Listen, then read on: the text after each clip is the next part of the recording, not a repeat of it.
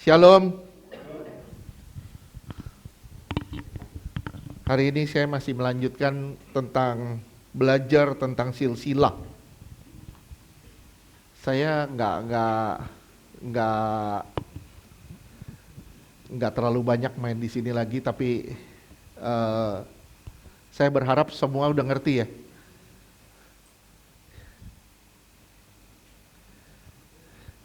Saudara-saudari, narasi dari Perjanjian Lama, narasi daripada kitab Kejadian,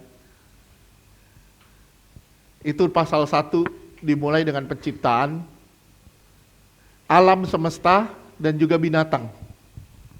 Luas, secara luas, tapi kemudian mengerucut ke satu taman yang namanya Taman Eden, dengan lebih mengerucut lagi kepada satu manusia, yaitu Adam dan Hawa. Ternyata di pasal 3 Adam dan Hawa gagal. Terus Tuhan memperbaharuinya, di restart dengan Nuh. Oleh sebab itu Nuh disebut Adam yang baru. Nuh disebut Adam yang baru, dan Nuh gagal. Muncullah peristiwa Babel, sampai akhirnya Tuhan di restart lagi dengan sesuatu yang baru yang namanya Abraham. Di restart. Nah, sekarang saya mau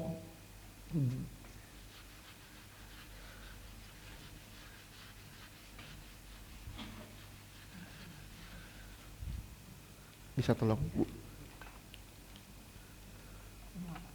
Iya. Udah bisa dihapus ya? Ada, kalau saudara perhatiin, tadi kan kita ngomong soal restart, di-start ulang, dicipta ulang, atau di-renew dari Adam yang gagal, diperbarui dengan Nuh. Nuh gagal, diperbarui dengan Abraham. Tujuannya satu sebenarnya, yaitu kelahiran juru selamat, kelahiran Mesias. Larinya ke situ. Nah, saudara lihat, tadi kita udah bicara soal restart atau cipta ulang. Nah, saudara perhatiin, ada perkataan-perkataan yang sama dari Adam ke Nuh ke Abraham. Coba kita sama-sama lihat soal, udah Bu, nyampe gak Bu? Mau pakai tangga? Makasih Bu. Adam, kita bicara soal berkat, diberkati.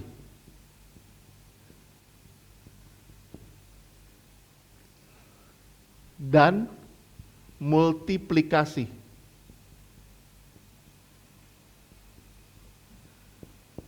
Coba sama-sama kita lihat Kejadian 1 ayat 28. Kejadian 1 ayatnya ke-28. Kejadian 1 ayat 28.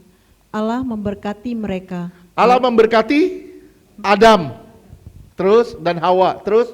Lalu Allah berfirman kepada mereka, beranak cuculah dan bertambah banyak, penuhilah bumi dan taklukkanlah itu.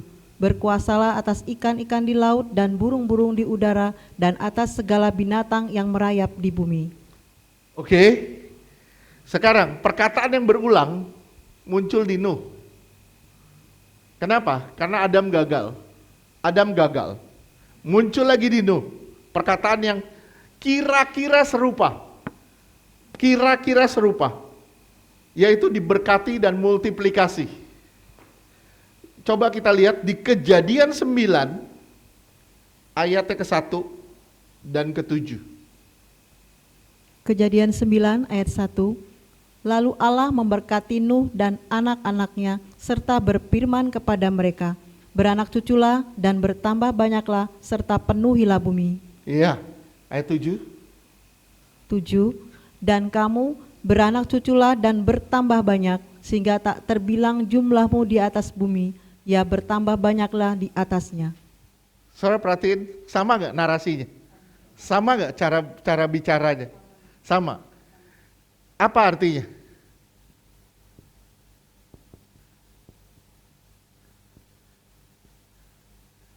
ini artinya restart. Dicipta ulang, dicetak ulang sama Tuhan. Yang pertama gagal, diulang, dibikin ulang lagi. Tuhan nggak pernah habis akal. Saya ulang sekali lagi, Tuhan nggak pernah habis akal seperti manusia. Manusia gampang habis akal, tapi Tuhan nggak pernah habis. Kenapa? Karena dia creator, dia pencipta. Gagal satu, cipta lagi. Gagal satu, pakai lagi yang lain. Saya bilang sama saudara, kalau saudara mau dipakai Tuhan, saya bilang sama saudara, kalau saudara mau dipakai Tuhan, terus kemudian saudara menolak untuk dipakai Tuhan, saudara menolak untuk dipakai Tuhan, apakah Tuhan gagal? Enggak, Tuhan gak gagal. Kita bilang, saya nggak mau dipakai Tuhan, saya nggak mau melayani Tuhan, saya nggak mau. Tuhan gak gagal, tapi Tuhan bisa pakai yang lain lagi. Tuhan bisa pakai yang lain lagi. Bukan berarti Tuhan gagal. Yang gagal adalah kita dalam menentukan pilihan. Di penciptaan, air dan darat, perhatiin ya, air dan darat di penciptaan waktu Adam, air dan darat dipisah, betul gak? Tapi di peristiwa air bah, apa yang terjadi? Saudara perhatiin, air dan darat penciptaan itu dipisah. Tapi peristiwa air bah, waktu manusia dimusnahkan, apa yang terjadi? Air dan darat disatuin lagi.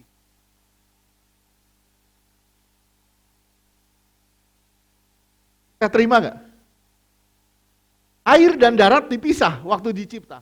Tapi begitu pemusnahan, air dan darat dipersatukan lagi. Luar biasanya, waktu peristiwa Nuh, dosa gak tenggelam di dalam air. Itu gak? Dosa ikut ke atas kapal. Dosa nggak tenggelam di dalam air. Bibit dosa tidak tenggelam di dalam air, tapi ikut naik ke kapal. Nah, sekarang bicara soal kutuk.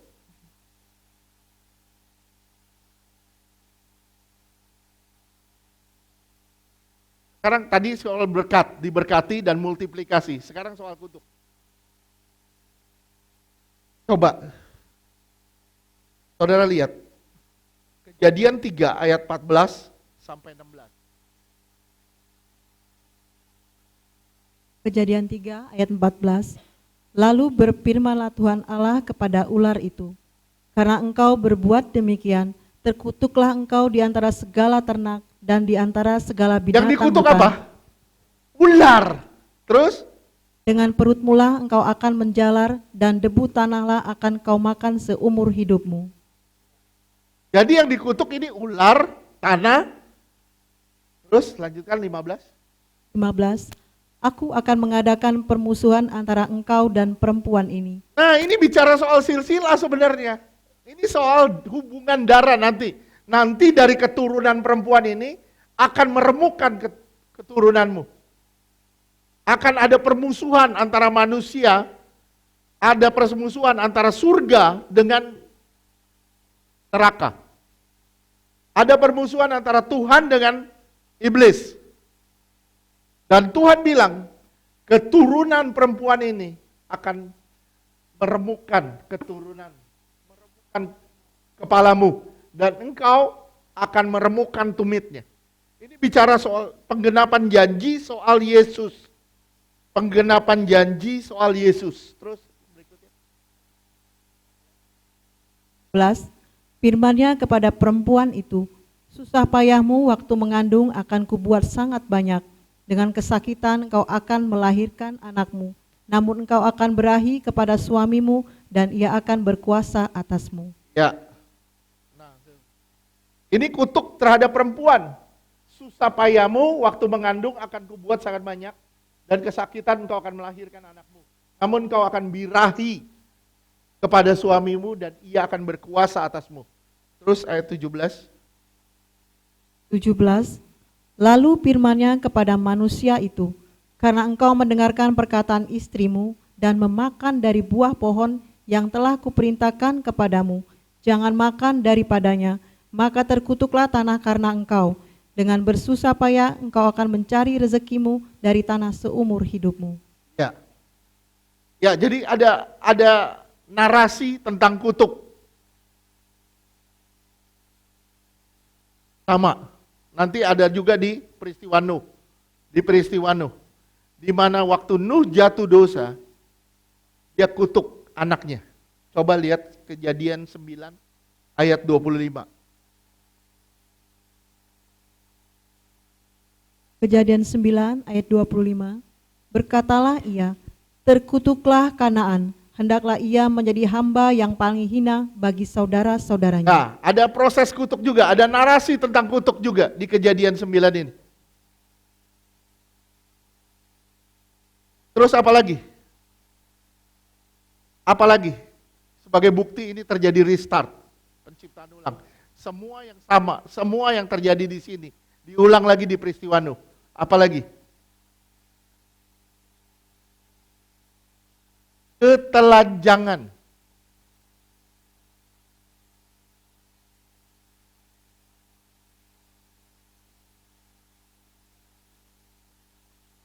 Adam dan Hawa waktu mereka jatuh dosa, mereka sadar, aduh saya telanjang katanya.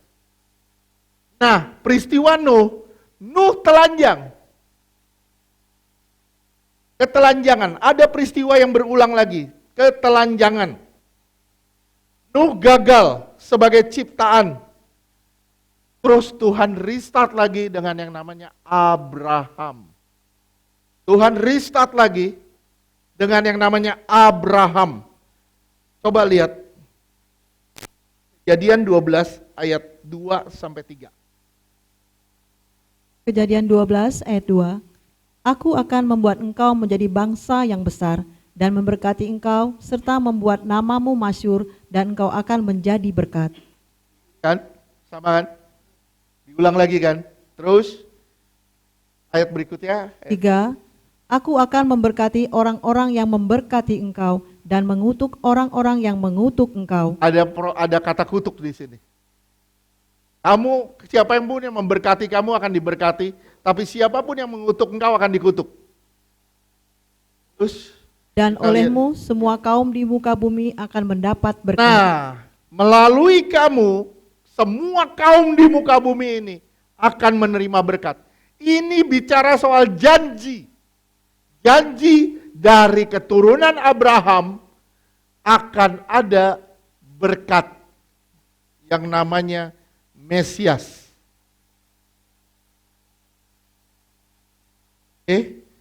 Ada proses diberkati, ada proses kutuk, ada juga proses keturunan. Waktu Abraham dijanjikan keturunan. Kejadian keturunan, soal keturunan, dan itu terus berlanjut sampai di Kejadian 46. Itu bicara lagi soal silsilah. Dan Tuhan, saudara perhatiin polanya. Polanya sama. Dari Adam, ganti ke Nuh, ganti ke Abraham. Ganti ke Abraham. Terus polanya sama. Polanya sama. Abraham pergi ke Mesir, Mesir kena kutuk. Kenapa? Karena dia bilang istrinya sebagai adiknya. Itu proses kutuk, ada. Proses berkati ada.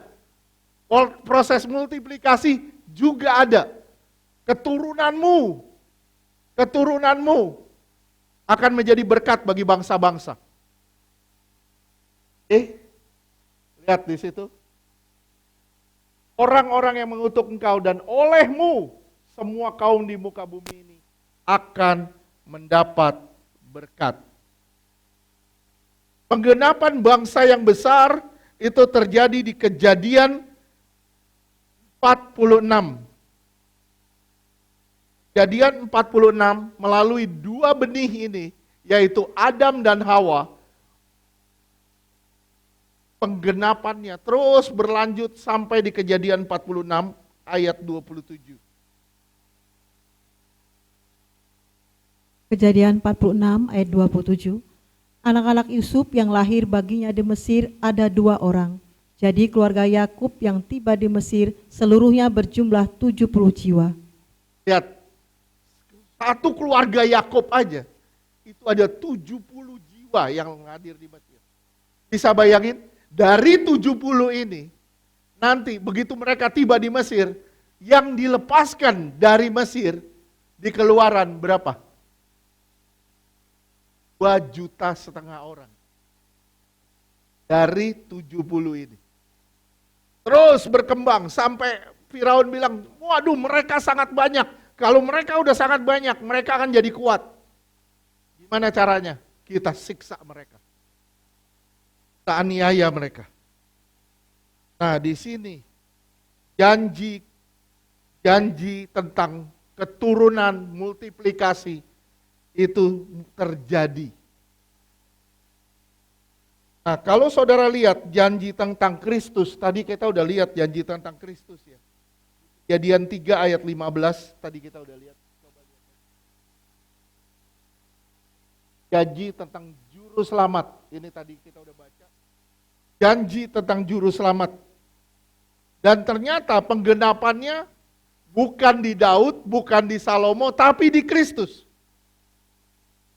Di mana? Di perjanjian baru penggenapannya. Oleh sebab itu, kita langsung loncat ke perjanjian baru. Kita loncat ke Matius 1. Dari Matius 1, mulai dari ayatnya 1 sampai dengan. Ya, hilang-hilang suaranya. Oke. Hilang-hilang, ya betul, hilang-hilang.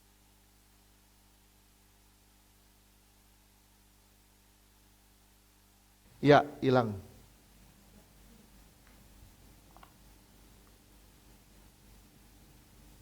Cek.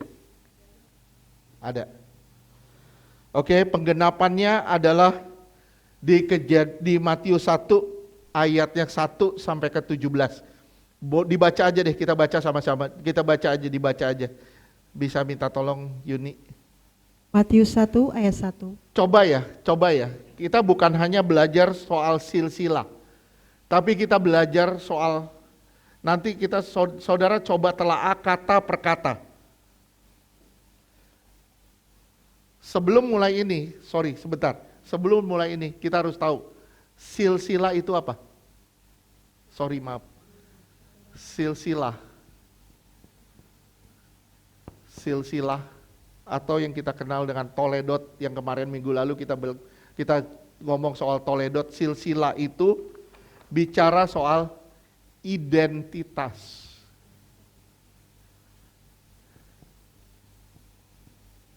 Warisan dan janji.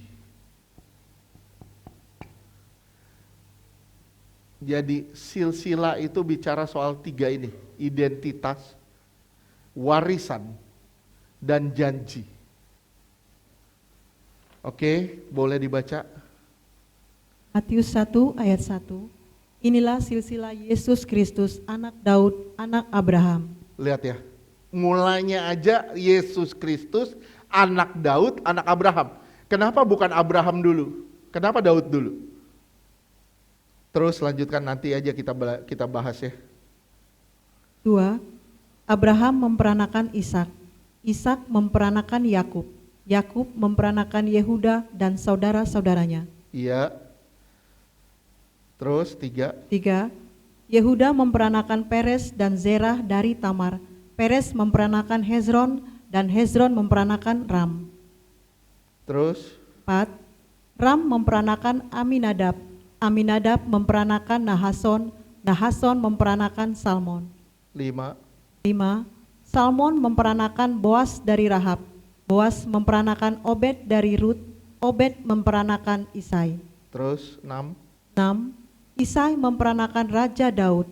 Daud memperanakan Salomo dari istri Uria. 7. 7. Salomo memperanakan Rehabeam.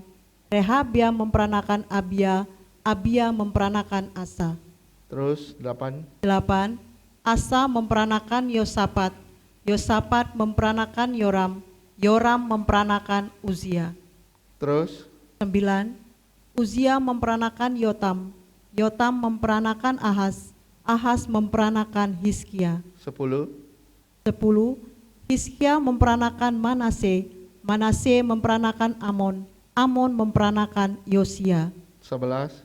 11. Yosia memperanakan Yehoya dan saudara-saudaranya pada waktu pembuangan ke Babel. Cukup dulu. Stop dulu. Saudara perhatiin. Mulai dari Daud sampai ke Yosia di ayat 11. Ini bicara soal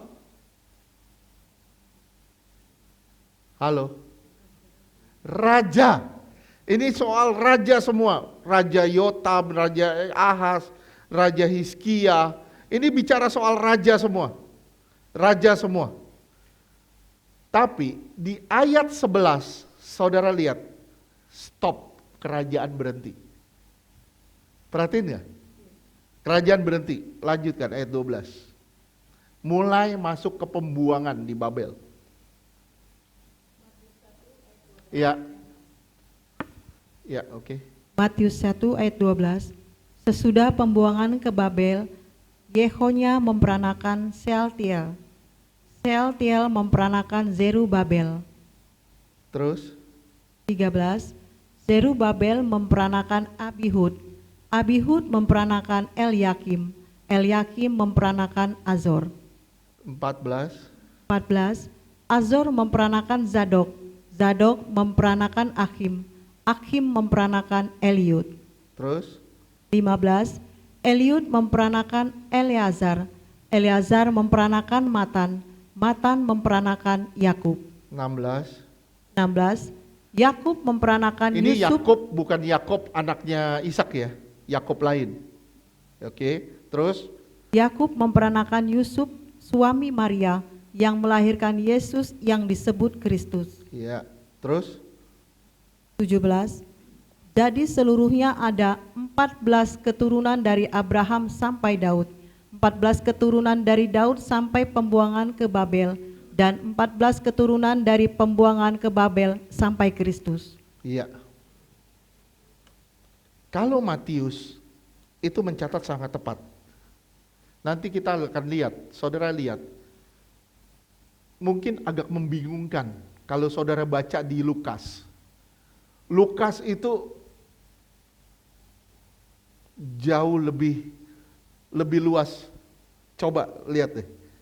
Lukas 3 ayat 23. Tapi kita bahasnya nanti ya. Kita bahasnya nanti. Coba lihat Lukas 3 ayat 23.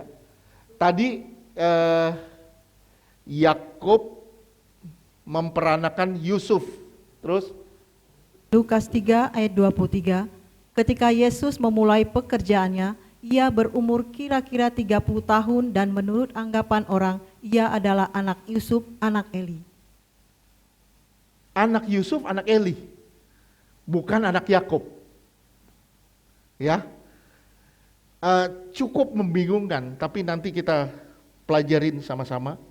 Nah, yang saudara tadi kita udah bahas ya. Garis besar dari kitab Kejadian. Sekarang saya bilang garis besar dari kitab Matius, dari Injil Matius apa? Garis besar kalau saudara lihat mulai dari awal deh, kata pertama deh. Matius 1. Silsilah Yesus Kristus, anak Daud, anak Abraham. Siapa Daud? Daud siapa? Daud siapa? Tetangga. Daud raja. Jadi garis besar, kalau saudara pelajari Injil Matius, garis besarnya itu adalah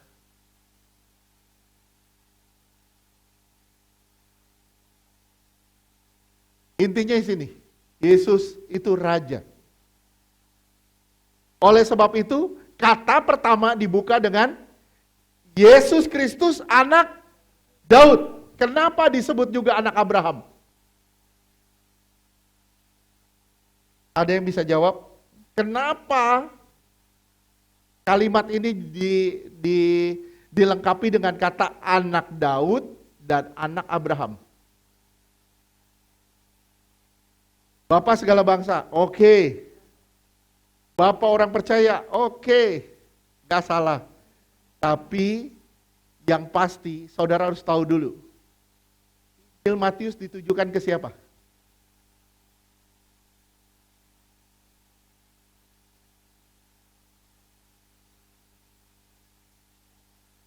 Injil Matius itu ditujukan ke orang-orang Yahudi.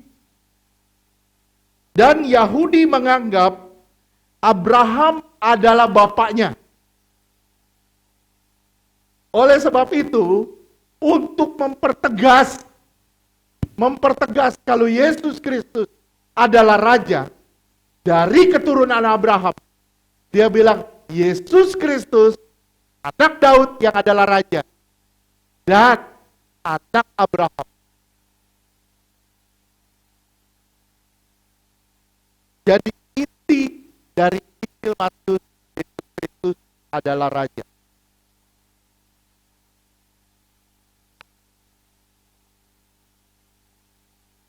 Ada dua petak.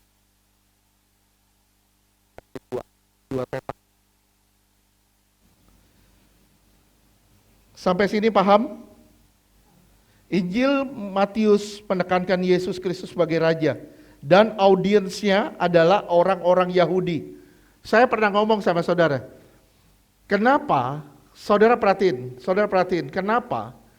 Cuman di Injil Matius yang dibilang kecuali karena zina di Matius 19.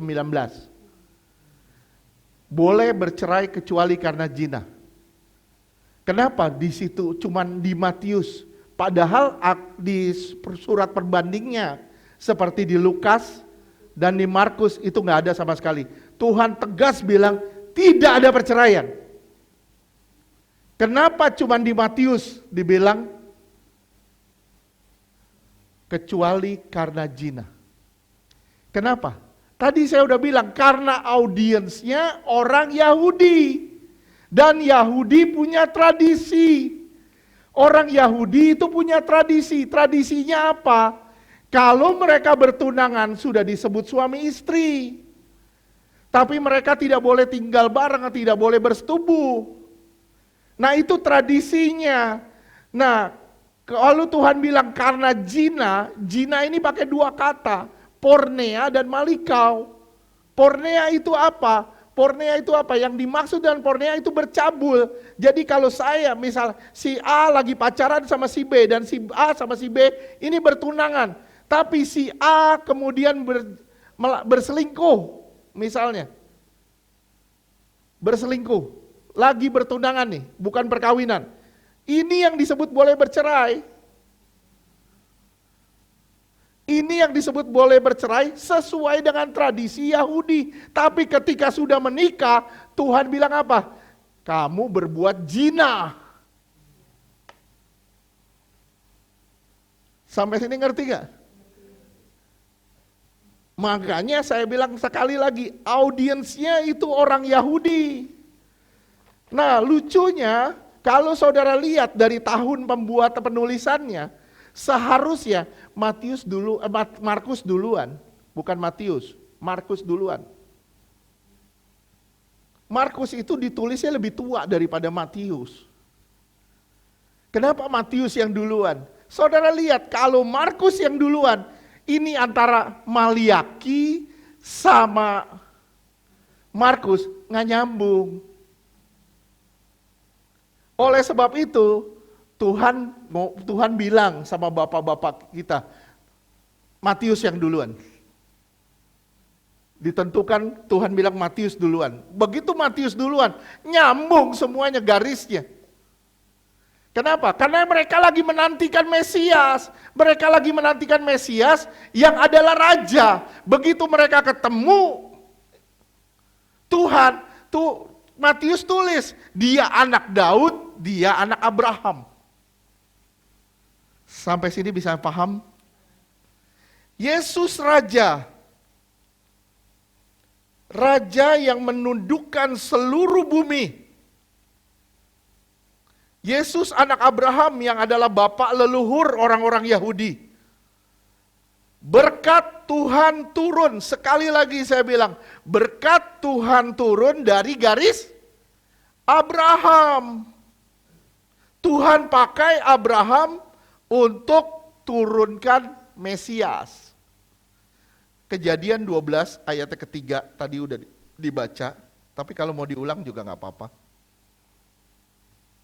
Kejadian 12 ayat ketiga.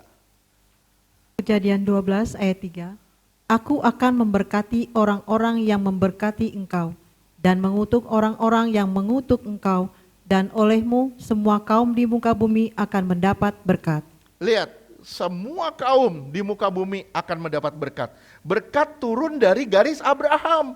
Tuhan pakai yang namanya Abraham untuk turunkan Mesias.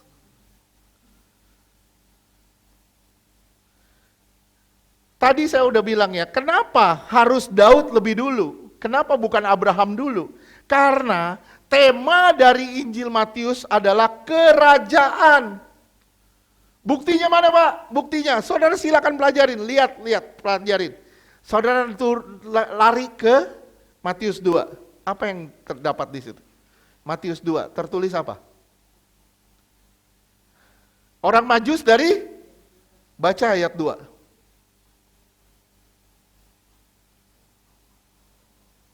Matius 2 ayat 2, dan bertanya-tanya, di manakah dia, raja orang Yahudi yang baru dilahirkan itu? Kami telah melihat bintangnya di timur dan kami datang untuk menyembah dia. Lihat. Ini bicara soal kerajaan dan Yesus itu rajanya. Makanya ditulis secara detail di situ, di manakah raja orang Yahudi yang baru dilahirkan? Kami telah melihat bintangnya di timur. Dan kami akan datang menyembah dia. Herodes yang adalah raja waktu itu mendengar terkejut. Akhirnya dia bilang apa? Bantai seluruh anak sulung. Kenapa? Karena dia orang Edom. Dia bukan orang Yahudi asli. Dia bangsa Edom, keturunan Esau. Oleh sebab itu, Mesias atau Raja itu harus lahir dari orang Yahudi asli. Paham nggak? Akhirnya karena posisinya atau kedudukannya terancam, dia bantai semua anak laki-laki. Buktinya mana? Ayat 4 di situ. Matius 2 ayat 4. Maka dikumpulkannya semua imam, kepala, dan ahli Taurat bangsa Yahudi. Lalu dimintanya keterangan dari mereka di mana Mesias akan dilahirkan. Iya. Terus kan dari situ lari ke Matius 5. Matius 5 sampai Matius 7 tentang apa sih? Ayo. Masa nggak tahu sih? Matius 5 soal apa? Khotbah di bukit. Khotbah di bukit itu Matius 5 sampai Matius 7. Ini soal apa sih? Khotbah di bukit ini soal apa? Simak ya. Khotbah di bukit itu bicara soal deklarasi hukum kerajaan atau konstitusi kerajaan sorga. Deklarasi hukum kerajaan atau konstitusi kerajaan surga. Tuhan nyampein di atas bukit, dia bilang berbahagialah orang yang miskin di hadapan Tuhan. ini terus berbahagialah orang yang murah hati, berbahagialah orang ini. Udah dengan ucapan kata berbahagia. Terus Tuhan ngajarin berdoa, Tuhan ngajarin kalau melayani bagaimana. Itu deklarasi tentang kerajaan surga. Nah, cuman di Matius itu ada tulisan kerajaan surga dan kerajaan Allah. Betul gak sih? Dan lebih banyak Matius memakai kata kerajaan surga. Kenapa? Ada yang tahu? Nggak ada yang tahu? Karena audiensnya kan orang Yahudi. Kalau kata Allah itu kan Yod He Vav He. Ngerti ya?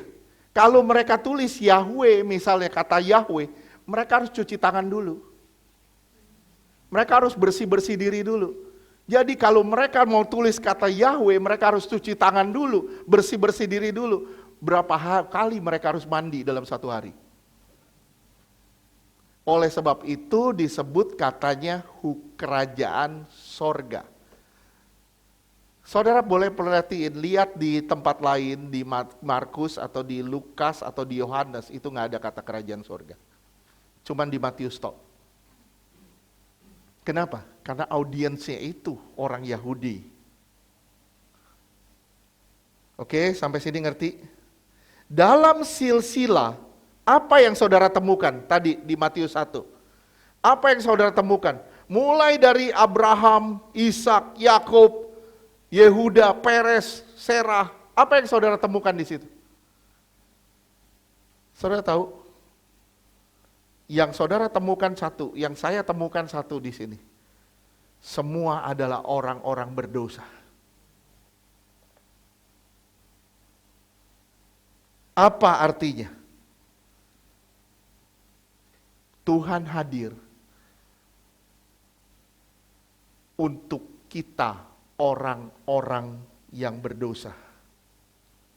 Sekali lagi, Tuhan hadir bagi kita orang-orang yang berdosa. Dan Dia adalah raja atas orang-orang berdosa. Raja itu identik dengan pengembala. Raja itu identik dengan pengembala. Buktinya lihat 1 Tawari 11 ayatnya kedua.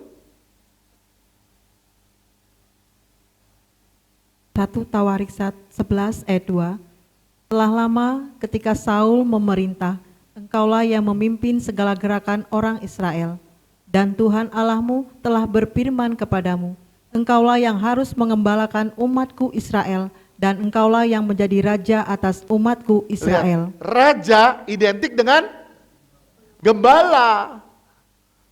Waktu Daud dibilang, kamu adalah raja, kamu harus mengembalakan. Jadi tugas seorang raja adalah mengembalakan domba-dombanya Tuhan. Bukan memeras susunya demi kepentingan rajanya, bukan. Tapi gimana caranya rakyatnya ini bisa sampai menyembah Tuhan. Dalam silsilah ini kita temukan orang-orang berdosa. Jadi yang dimaksud di sini adalah dia adalah raja orang-orang berdosa dan dia akan mengembalakan orang-orang berdosa ini sampai pada perjumpaan dengan Tuhan. Saudara lihat ayat 11. Ayat 11. Sorry sebentar.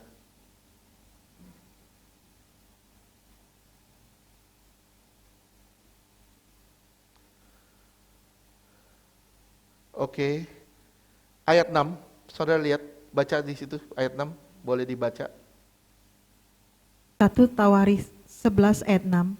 Daud telah berkata, siapa lebih dahulu memukul kala orang Yebus. Matius 1 ayat 6. Matius 1 ayat ke-6. Matius 1 ayat 6. Isai memperanakan Raja Daud. Daud memperanakan Salomo dari istri Uria. Terus Ayat 7. 7. Salomo memperanakan Rehabeam, Rehabeam memperanakan Abia, Abia memperanakan Asa. Saya me- me- apa ya? Mendorong saudara untuk lebih cermat dalam membaca. Apa yang berbeda di sini? Ada masalahkah di sini yang tadi saya bilang di ayat 6? Ayat 6 sama ayat 7, saudara baca, situ lihat ada masalah gak di situ? Apa? Oke, istri Uria, oke itu nanti kita bahasnya nanti belakangan. Kalau saya baca gini gimana? Ayat 6. Isai memperanakan Raja Daud. Raja Daud memperanakan Raja Salomo. Terus saya lanjutkan ayat 7.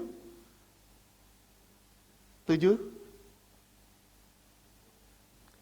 Raja Salomo memperanakan Raja Rehabeam. Raja Rehabeam memperanakan Raja Abia. Abia memperanakan Raja Asa. Kenapa rajanya nggak ditulis? Kenapa cuma Daud yang ditulis? Makanya saya bilang, coba teliti. Benar-benar teliti. Kenapa cuma Daud yang ditulis raja? Kenapa yang lain nggak ada kata raja?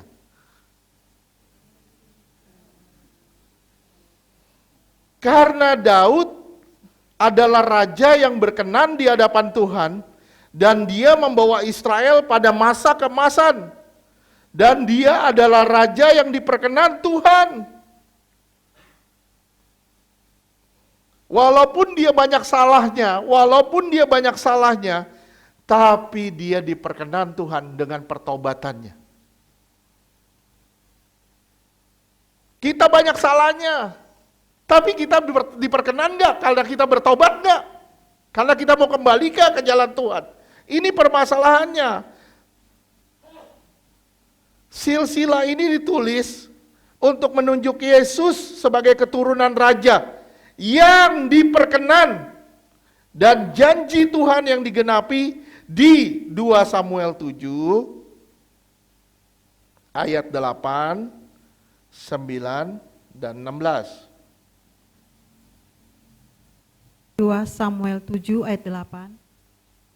Oleh sebab itu, beginilah kau katakan kepada hambaku Daud, beginilah firman Tuhan semesta alam, akulah yang mengambil engkau dari padang, ketika menggiring kambing domba untuk menjadi raja atas umatku Israel. Kamu akan menjadi raja atas umatku Israel. Terus ayat 8, 9. 9. Aku telah menyertai engkau di segala tempat yang kau jalani dan telah melenyapkan segala musuhmu dari depanmu. Aku membuat besar namamu seperti nama orang-orang besar yang ada di bumi. Iya, ayat 16. 2 Samuel 7 ayat 16. Keluarga dan kerajaanmu akan kokoh untuk selama-lamanya di hadapanku, tahtamu akan kokoh untuk selama-lamanya. Lihat ya, silsilah ini ditulis untuk menunjuk pada Yesus sebagai keturunan raja yang diperkenan dan janji Tuhan. Oleh sebab itu, kalau saudara perhatiin benar-benar, kenapa cuma Daud? Karena dia yang diperkenan sama Tuhan. Tapi jalur raja kan putus, tadi kita udah baca. Putus gak? Waktu zaman Babel putus, gak ada raja lagi. Di Matius 1 ayat 11, putus setelah zaman Babel. Penulis Matius menegaskan, kalau Yesus adalah raja yang ditunjuk dan tahtanya itu abadi. Hanya Yesus yang ditunjuk dan tahtanya itu abadi. Kalau raja-raja dunia itu putus pada saat pembuangan. Kenapa? Karena raja dunia itu rentan dengan dosa. Minggu lalu kan saya udah bilang sama saudara, semenjak manusia jatuh dosa, manusia tidak pernah gagal lagi. Gagal apa Pak? Tidak pernah gagal untuk tidak berbuat dosa. Selalu gagal dalam menyenangkan hati Tuhan, tapi tidak pernah gagal untuk tidak berbuat dosa. Oke. Dalam silsilah Matius ditulis perempuan. Ada perempuan-perempuan. Siapa aja sih perempuannya?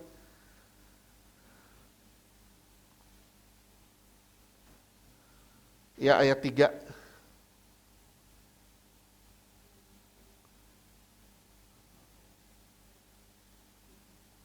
Oke.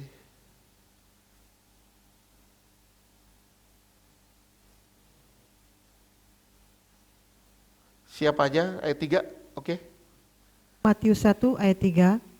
Yehuda memperanakan Peres dan Zerah dari Tamar. Tamar. Saudara tahu cerita Tamar? Ya, jadi Tamar ini adalah menantu daripada Yehuda. Dan ini terjadi perkawinan yang sungsang. Kenapa? Karena anak-anaknya tidak mau mempunyai keturunan. Ya. Terus akhirnya Tamar disetubuhi sama Yehuda. Terjadilah Peres dan Zerah. Oke, terus Peres memperanakan Hezron, Hezron memperanakan Ram. oke. Terus ayat 5. Matius 1 ayat 5. Salmon memperanakan Boas dari Rahab, Boas memperanakan Obed dari Rut, Obed memperanakan Isai. Kenapa perempuan lain gak dicatat? Kenapa cuma perempuan-perempuan ini yang dicatat? Saudara tahu Rahab siapa? Rahab itu pelacur. Ya. Saudara tahu Rut itu siapa? Rut itu orang Moab. Kenapa cuma perempuan ini yang dicatat? Kenapa perempuan lain gak dicatat?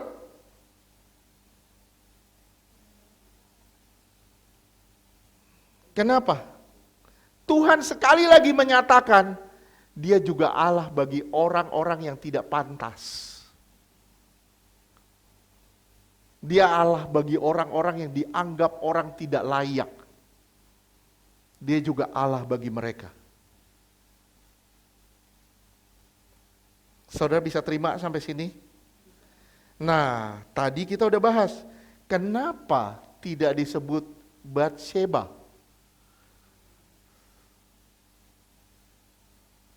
Ayat 6, kenapa tidak disebut Batsheba? Kenapa disebutnya memperanakan Salomo dari istri Uria? Saudara perhatiin nggak? Mestinya disebut aja Batsheba. Apa penulis Matius lupa nama Batsheba? Wah, dia lupa kali Pak nulisnya namanya siapa ya? Siapa ya? Udahlah istri Uria aja. Saya yakin setiap perkataan yang diilhamkan Tuhan, ini ilham dari Tuhan. Nggak mungkin penulisnya lupa nama Batsheba. Kenapa? Alkitab menulisnya cuma istri Uria. Simak ya. Karena Daud mengambil Batsheba sebagai istrinya selagi Uria hidup. Ngerti enggak? Ini sebenarnya masalah terjadi sampai hari ini. Banyak orang kawin lagi, suaminya masih hidup, kawin lagi, istrinya masih hidup. Jelas gak? Tuhan gak memperhitungkan itu. Tuhan bilang gini, dia mendapatkan anak dari Salomo dari istri Uria. Kenapa? Karena dia mengambil istri Uria selagi Uria hidup. Sampai sini jelas? Selagi Uria hidup, dia ambil sebagai istri.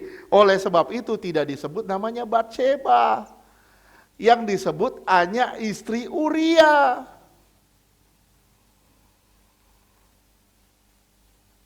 Ya, jadi kalau saudara belajarin benar-benar, banyak loh mutiara-mutiara yang indah di dalam firman Tuhan ini. Banyak hal yang bisa kita dapat di dalam firman Tuhan ini.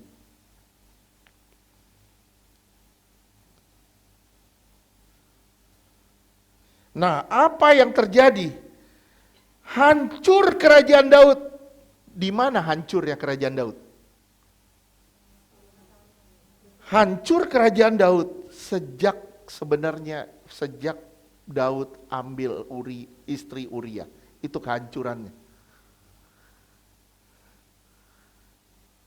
Salomo itu pergambang sesuatu yang rusak. Makanya saya bilang, orang berdosa hanya melahirkan orang-orang berdosa. Oke, sampai sini jelas? Walaupun Salomo dipakai Tuhan, tapi lihat kehancuran kerajaan Daud terjadi di sini. Lewat istri Uria yang diambil. 2 Samuel 12 ayatnya ke-10.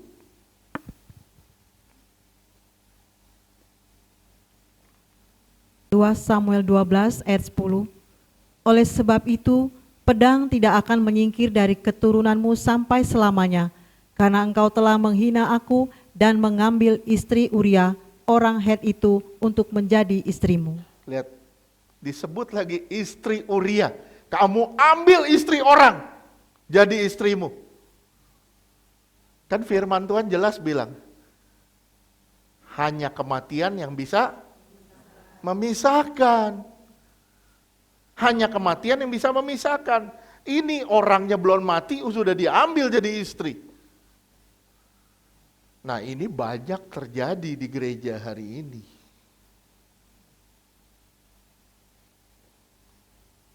Akhirnya apa yang terjadi?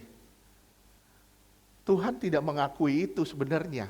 Sekali lagi saya ulang, Tuhan tidak mengakui itu sebenarnya. Sekali lagi Tuhan ngomong, karena kekerasan hatimu saja. Karena kekerasan hatimu, itu kuncinya. Tapi Tuhan nggak menyetujui perceraian sama sekali. Sampai sini jelas? Seluruh perjanjian lama ditutup dengan penantian Mesias. Berapa tahun? Kalau saudara tanya berapa tahun ya? Mulai dari Maliaki sampai ke Matius, nunggu Mesias datang, itu nggak ada nabi, nggak ada suara Tuhan, nggak ada perkataan Tuhan. Berapa tahun? 400 tahunan. Kosong semua. 400 tahun berapa generasi ya? Bisa 5 mungkin ya. 5 keturunan ya. Kalau Pak Yogo misalnya hari ini umur 22 misalnya. Ya nanti 400 tahun berarti berapa keturunan tuh dari Pak Yogo tuh? Bisa 20, bisa 10 tahun, bisa 10 keturunan. Ya, bisa bayangin ya. Begitu Pak Yogo udah jadi nenek buyut, seorang pelaut, baru nanti muncul keturunan Mesias. Nah, seluruh perjanjian lama ditutup dengan penantian seorang Mesias, seorang raja, 400 tahun. Orang-orang Yahudi menanti seorang raja yang akan membawa Israel kembali kepada masa keemasan. Kembali kepada masa keemasan. Oleh sebab itu, saya bilang gini,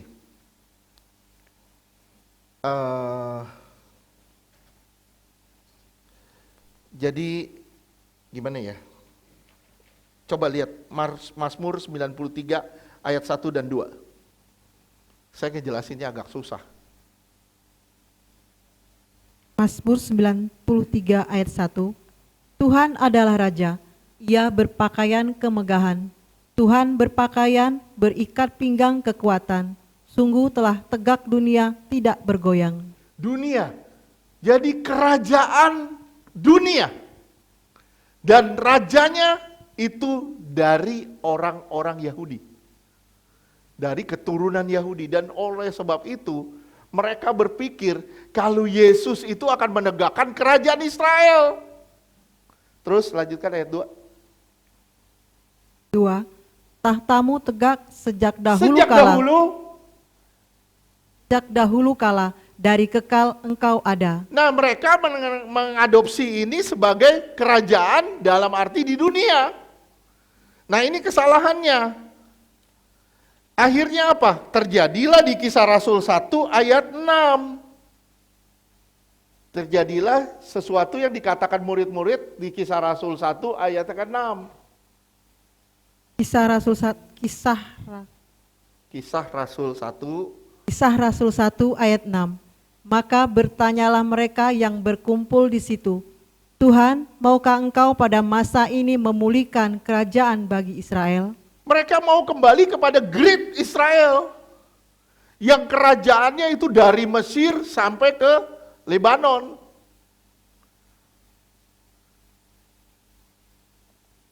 Seluruh wilayah Arab, yang sekarang di wilayah Arab sampai ke Irak, itu wilayahnya Daud. Itu masa keemasannya Daud. Oke, sampai sini jelas? Nah, mereka mau kembali ke situ. Jadi mereka pikir kalau raja ini dia akan memerintah di dunia dan dia akan menguasai seluruh dunia. Akhirnya apa? Mereka salah menerjemahkannya. Coba saudara lihat deh, Yohanes 1 ayat 29. Saya berusaha menjelaskan supaya saya juga bisa ngerti, jadi saudara bisa ngerti, saya juga bisa ngerti gitu. Karena ini menjelaskannya seperti puzzle yang jujur agak sedikit sulit. Yohanes 1 ayat 29. Yohanes 1 ayat 29. Pada keesokan harinya Yohanes melihat Yesus datang kepadanya dan ia berkata, lihatlah anak domba Allah yang menghapus dosa dunia. Lihat, di sini dibilang, lihatlah anak domba Allah yang menghapus seluruh dosa dunia. Jadi gini, saya misalnya raja, Bu Wati itu di wilayah provinsi saya, Bu Felda di wilayah provinsi saya, Rita juga di wilayah provinsi saya. Rita, Bu Wati, dan Bu Felda bikin kesalahan sama saya. Saya bilang apa? Saya punya otoritas dong. Saya bilang, Rita, saya mengampuni kamu. Bu Wati, saya mengampuni kamu. Bu Felda, saya mengampuni kamu. Kenapa? Karena Ibu Wati, Bu Felda, dan Rita itu di wilayah provinsi saya. Oke? Terus, Pak Wismar bukan di wilayah provinsi saya. Terus dia bikin salah sama saya. Apakah saya bisa mengampuni dia? Saya mengampuni kamu. Nggak bisa, kenapa? Karena dia bukan wilayah provinsi saya. Yang ada saya cuma bisa berperang sama dia. Bisa terima nggak sampai sini? Makanya di situ, lihatlah anak domba Allah yang menghapus seluruh dosa dunia. Mereka berprinsip kalau raja ini akan menghapus semua dosa dunia. Dalam arti harafiah, hurufiah. Faham nggak? Faham. Dan mereka pikir itu akan terjadi Great Israel. Kenapa? Karena raja ini akan memerintah atas seluruh dunia yang berpusat di Yerusalem, dan raja ini akan mengampuni seluruh dosa-dosa dunia. Mulai dari Yerusalem. Nah, mereka salah dalam berprinsip di situ. Sampai sini ngerti? Yang dimaksud adalah raja dalam arti juru selamat. Mesias. Seluruh dunia berdosa. Kuasa raja terbatas. Tapi dia Allah bisa menghapus dosa seluruh dunia. Kuasa Yesus tidak terbatas sebagai raja dunia. Sampai sini bisa terima ya? Bisa ngerti ya? Jelas gak? Ada yang mau ditanya gak? Oke, lihat. Saudara perhatiin, tipologi. Kita ngomong tipologi. Yesus di perjanjian lama namanya Yosua. Di perjanjian baru namanya Yesua. Dan ini sama sebenarnya. Makanya saya bilang berkali-kali, kenapa bukan Musa yang membawa orang Israel masuk ke tanah perjanjian? Kenapa Yesua yang bawa masuk? Firman Tuhan bilang, Musa itu melambangkan hukum Taurat tidak sempurna. Hukum Taurat menyingkapkan dosa. Yesus melerai dosa, menyelesaikan dosa.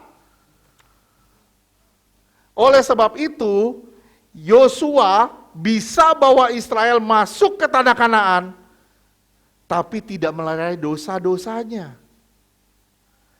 Yesus bawa kita masuk ke tanah perjanjian, yaitu surga, dengan cara melerai semua dosa-dosa kita. Saya ulang sekali lagi, Yosua membawa Israel masuk ke tanah perjanjian, tapi tidak bisa melerai dosa-dosa mereka. Oleh sebab itu, mereka tetap punya pikiran yang berdosa. Keluar dari Mesir, mereka tetap mau bikinnya lembu emas, lembu emas, lembu emas. Kenapa? Karena itu dewa Mesir. Sampai sini paham? Ya. Yosua bisa bawa masuk orang Israel ke tanah Kanaan, tapi tidak bisa melerai dosanya. Tapi Yesus bawa kita masuk ke tanah perjanjian, yaitu surga, dengan cara melerai dosa-dosa kita. Matius 1 ayat 21. Matius 1 ayat 21, ia akan melahirkan anak laki-laki dan engkau akan menamakan dia Yesus, karena dialah yang akan menyelamatkan umatnya dari dosa mereka. Iya, dari dosa siapa? Dosa saya, dosa saudara. Kita diselamatkan dari dosa-dosa kita sendiri. Kita diampuni dari dosa-dosa kita sendiri. Semua dosa kita dilerai sama dia. Supaya apa? Supaya kita masuk ke dalam tanah perjanjian. Itu kuncinya. Dan dia adalah raja yang mengampuni dosa-dosa dunia. Sampai sini paham? Nah, sekarang kita lihat di Keluaran 20, saudara bisa ngelihat ada dua jenis perbudakan di situ. Keluaran 20 ayat 1 dan 2. Keluaran 20 ayat 1, lalu Allah mengucapkan segala firman ini. 2. Akulah Tuhan Allahmu yang membawa engkau keluar dari tanah Mesir, dari tempat perbudakan. Iya. Nah, perbudakan fisik, ini bicara soal perbudakan fisik. Terus, masuk seterusnya, ayat 3 dan seterusnya, itu perbudakan rohani. Ayat 3. 3. Jangan ada padamu Allah lain di hadapanku. Jangan ada padamu lembu emas, jangan ada padamu Allah lain atau ilah lain. Itu perbudakan rohani. Supaya apa? Supaya saudara dilepas dari semua perbudakan-perbudakan yang sifatnya rohani. Penyembahan berhala, adat istiadat, kepercayaan-kepercayaan palsu. Itu yang Tuhan mau lepasin kita. Tuhan bisa melepaskan kita dari perbudakan fisik. Tuhan juga mau kita dilepaskan dari perbudakan rohani. Sampai sini jelas? Jelas ya? Jadi Daud itu sebagai simbol kerajaan. Abraham sebagai simbol perjanjian. Jadi, kenapa disebut anak Daud, anak Abraham? Karena Daud adalah simbol kerajaan dan seluruh Matius itu bicara soal kerajaan. Nah, sekarang saudara masuk ke Lukas 3. Saya mungkin nggak terlalu banyak bahas di sini, Lukas 3. Mulai dari ayatnya 23. Nah, ini luas banget. Lukas 3 ayat 23, ketika Yesus memulai pekerjaannya, ia berumur kira-kira 30 tahun, dan menurut anggapan orang, ia adalah anak Yusuf, anak Eli. Kenapa disebut anak Eli? Sekarang saudara lihat. Maaf kalau di orang Batak gini nih. Di orang Batak ya misalnya. Siapa ya? Klaudia. Kamu punya opung kan? Opung kamu disebutnya opung siapa? Orang-orang manggil opung kamu opung apa? Opung Claudia. Ya. Joshua. Joshua mana Joshua? Opung kamu, kalau kamu anak tertua, biasanya opung kamu dipanggil opung Joshua. Betul gak? Nah sekarang saudara harus lihat. Dari garis Nathan, Daud punya anak Nathan, Salomo. Dari Salomo jadi Yusuf. Oke? Lihat. Dari Nathan ini jadi Eli. Nanti turun jadi Maria. Kenapa disebut nama anak Eli? Ini dari garis perempuan. Oke? Jelas? Makanya tadi saya bilang, kalau di orang Batak itu biasanya, betul gak Josh? Begitu. Misalnya kamu anak tertua atau anak satu-satunya. Opung perempuan, opung ya, opung boru ya. Biasanya mereka selalu manggil opung Joshua, betul ya? Nah itu, Yesus itu disebut anak Yusuf, anak Eli. Anak Yusuf, anak Eli. Dari garis mamanya, Maria. Jadi, saudara perhatiin, dua-duanya sebenarnya Maria dan Yusuf, dua-duanya dari satu suku. Yehuda.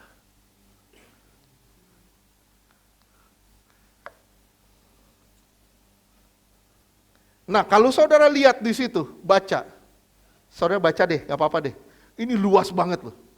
Luas banget. Mungkin saya nggak akan bahas secara detail. Saya bacain aja deh, biarin. Yuni mau bacain nggak apa-apa. Ayo Yun, semangat. Ayat mulai dari 24. Lukas 3 ayat 24. Anak Matat, anak Lewi, anak Malki, anak Yanai, anak Yusuf. Terus 25. Anak Matika, anak Amos, anak Nahum, anak Hesli, anak Nagai. Terus 26. Anak Maat, anak Matika, anak Simei, anak Yosek, anak Yoda. langsung deh. Waduh ini panjang sekali. Panjang sekali karena semua nama ditulis. Yang sebenarnya nama-nama ini sebagian besar nggak ada di Matius. Matius lebih fokus kepada silsilahnya, garis darahnya. Tapi Lukas tidak fokus pada garis darahnya. Lukas fokus pada maknanya.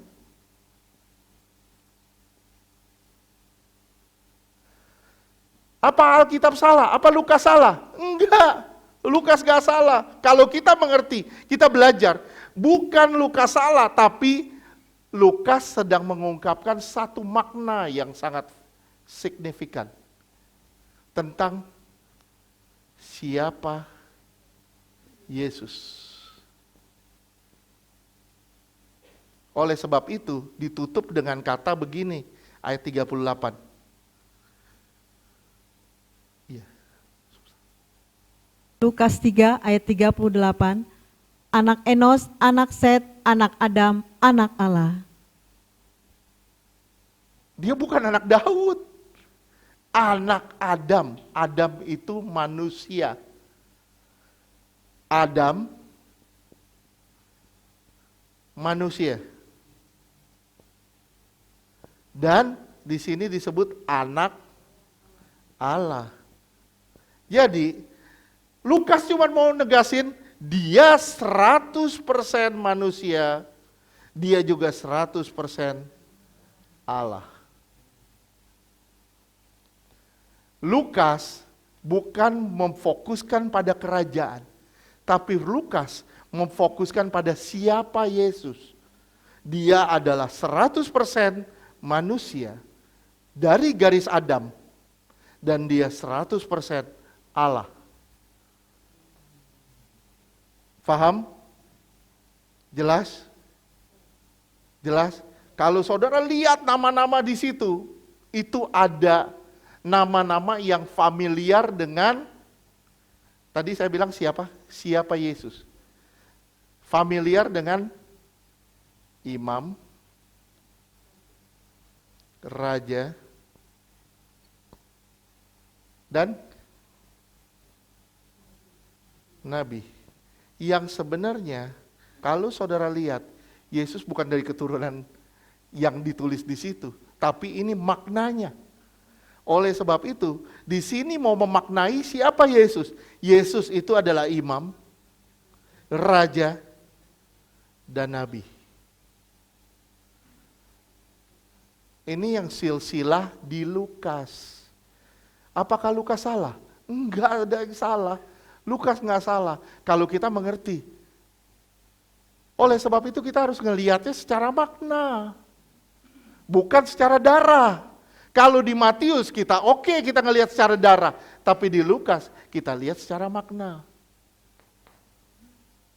Siapa Yesus?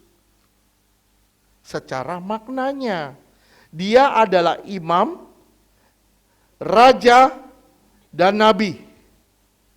Dan dia 100% Allah, dan dia 100% manusia. Sampai sini jelas? Jelas? Setelah ini tidak ada lagi silsilah.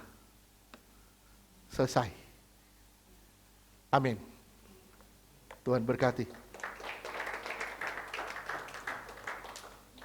Apa yang kita bisa dapat dari sini?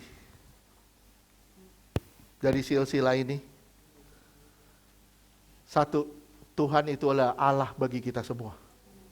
Bagi kita, orang-orang berdosa. Kalau dia bisa mengampuni kita, dia bisa mengasihi kita. Kenapa kita jadi terintimidasi dengan keadaan kita? Saya bilang sama saudara, dia mengasihimu, dia mengasihi saya. Dia mau mengampunimu, dia mengampuni saya. Kenapa? Karena dia 100% Allah dan dia 100% manusia. Makanya di Ibrani dibilang, dia bukanlah Allah yang tidak bisa merasakan apa yang kita rasakan. Dia Allah yang bisa merasakan apa yang kita rasakan karena dia 100% daging juga. Apa sih keberatan kita hari ini? Apa yang kita sulit hari ini? Tuhan, saya pengen lepas dari dosa, pengen Tuhan saya begini, pengen Tuhan saya hidup benar, hidup kudus Tuhan. Saya pengen berubah Tuhan, saya pengen Tuhan jadi orang yang lebih bermanfaat, lebih berguna. Saya kepengen begini Tuhan, saya pengen begitu Tuhan. Percayalah, dia merasakan apa yang kamu rasakan. Dia tahu apa yang kamu alami saat ini. Ya, makanya ada lagu bilang, dia pengerti, dia peduli. Kenapa? Karena dia Allah yang bisa ngerasain apa yang kita rasain. Itulah kesimpulannya. Gimana caranya saudara menyingkapi kehadiran Yesus di dalam diri saudara? Saya bilang, apakah saudara sudah menjadikan dia sebagai raja? Apakah saudara adalah sekutunya atau seterunya? Kalau saudara bilang, saya sekutunya, ikuti apa mau dia, dan saya percaya saudara akan diampuni sama dia. Ya, saudara ikutin apa yang Tuhan mau, ikutin apa kehendaknya. Saudara akan lihat gimana cara Tuhan bekerja dalam hidup kita. Yuk, Tuhan berkati, kita amin, kita datang ke Tuhan. Kita tundukkan kepala. Tuhan Yesus, ampuni semua dosa salah kami Tuhan. Kegagalan kami sebagai manusia daging. Kami mengakui kami adalah orang-orang berdosa. Kami layak menerima laknat. Tapi kami percaya Tuhan mengasihi kami. Tuhan menjadi kutuk bagi kami. Tuhan mengambil apa yang harusnya kami terima, yaitu kutuk. Kami tidak layak menerima berkat, tapi kami justru menerima berkat daripadamu. Firman-Mu yang berkata Tuhan, karena Engkau semua bangsa di bumi akan menerima berkat. Kami bersyukur Tuhan karena kehadiran-Mu kami diberkati. Karena kehadiran-Mu dosa kami diampuni. Kami belajar Tuhan tentang silsilah yang menunjuk pada Engkau Tuhan. Kami melihat betapa indah, betapa besar, betapa agung, betapa mulianya Engkau Tuhan. Di dalam setiap firman-Mu Tuhan. Kami bersekutu di dalam nama-Mu Tuhan dan kami percaya kami adalah orang-orang yang beruntung yang bisa datang ke Tuhan dan kami bisa diampuni. Firman-Mu berkata Tuhan, dengan keberanian kita masuk ke dalam ruang Maha Kudus. Dengan keberanian kita hampiri tahta kasih karunia-Nya. Kenapa? Karena kita adalah orang-orang yang diberkati Tuhan. Orang-orang yang diampuni Tuhan. Kita percaya kalau Tuhan mati bagi kita. Tuhan bangkit bagi kita. Tuhan hidup di dalam kita. Yang jadi pertanyaan, apakah Tuhan sudah menjadi raja di dalam hidup kita? Tuhan Yesus, sekali lagi kami datang, ampuni kami. Ampuni dosa salah kami. Ampuni pikiran, perkataan, perbuatan, sikap kami. Ampuni apapun yang jahat di hadapan-Mu. Ampuni kami. Sucikan kami Tuhan. Kami percaya Tuhan, lewat tubuh dan darah-Mu, kami dijadikan ciptaan yang baru. Kalau Tuhan tidak pernah gagal, Tuhan bisa merestart kegagalan manusia menjadi kemuliaan Tuhan. Melalui Nuh, Tuhan mencipta ulang. Melalui Abraham, Tuhan mencipta ulang. Dan melalui Yesus Kristus, Tuhan mencipta kami ulang. Kami bersyukur Tuhan, kami dicipta ulang. Dipulihkan di dalam nama Tuhan Yesus. Terima kasih ya Tuhan. Kami berdoa hanya di dalam nama Tuhan Yesus. Haleluya. Amin.